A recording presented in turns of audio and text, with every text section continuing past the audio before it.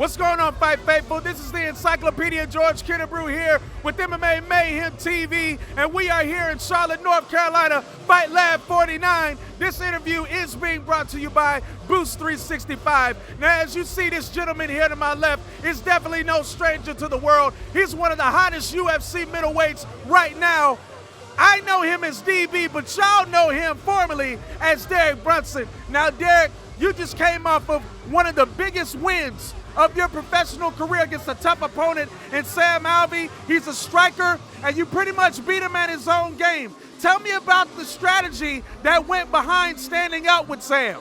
The strategy is the same in every fight. You know, go out there, take my time, look for an opening, and when I see it, I'm going to attack. So, even though I know you kind of had a setback early in your career, what was that motivation that you found to get back into the gym that continually had you honing your craft and get you up to the point where you are now? Well, going into the sport, I always knew my potential. So just stay the course, you know. It's going to be bumps along the road, but I'm going to have way more good days than bad days, and I know hard work is going to get me where I need to get. Now, I was doing my research on you. Now, I heard after the fight was over, a young up-and-comer by the name of Thiago Marreta Santos told Joe Silva and Sean Shelby that either one or two fights would make sense for him in the future. It would either be you or Josh Saman. And he feels like he could go out and beat any one of you guys if he stepped inside of the octagon with you. Now, I know you came out too previously and said you could beat any middleweight in the world. But first of all, tell me, what do you think about somebody like Santos calling you out like that? Yeah, hey. I feel accomplished, you know. Finally somebody called me out. Finally somebody stepped up and called me out. At this point, I mean, nobody really want to fight me. So that's one guy that, you know, hey, I like this matchup. But if we ever encounter, I would definitely make him regret it, you know. Just a lot of take him down and beat him up real quick, get him out of there in the first round. So if he want it, he know who to contact to get in touch with me.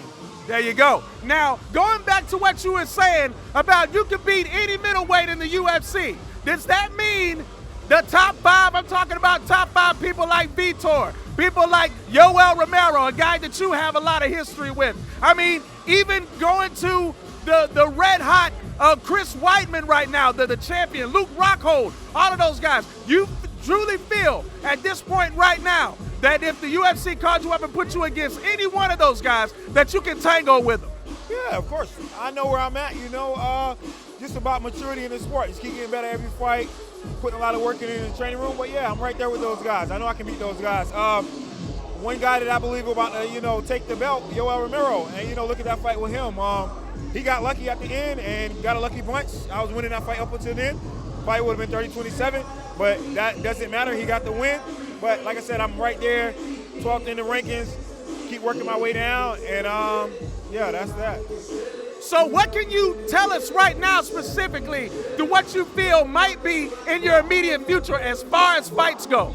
I don't know. I kind of wanted to fight with Bisping. He's number 7, and I'm 12. But he got a fight booked that was announced like yesterday, so that's not going to happen. So my agent is on it. He's working on it. He's a hard worker. So we'll see what the UFC have for me, whoever, Like I said, I'm in no rush. I'm going to be like Anderson and Vitor is right now. They're 37, 38, and they're still in the sport. That's going to be me. So I'm just going to keep beating up whoever in front of me. All right, ladies and gentlemen, he said he's here to stay, and he said he's the real deal, and he said he's willing to mow down anyone and anybody that gets in his way in order for him to get to the top. Ladies and gentlemen, this interview has been brought to you by Boost 365. This is Derek Brunson, and he's a bad man, and I am the Encyclopedia, and this page has been turned.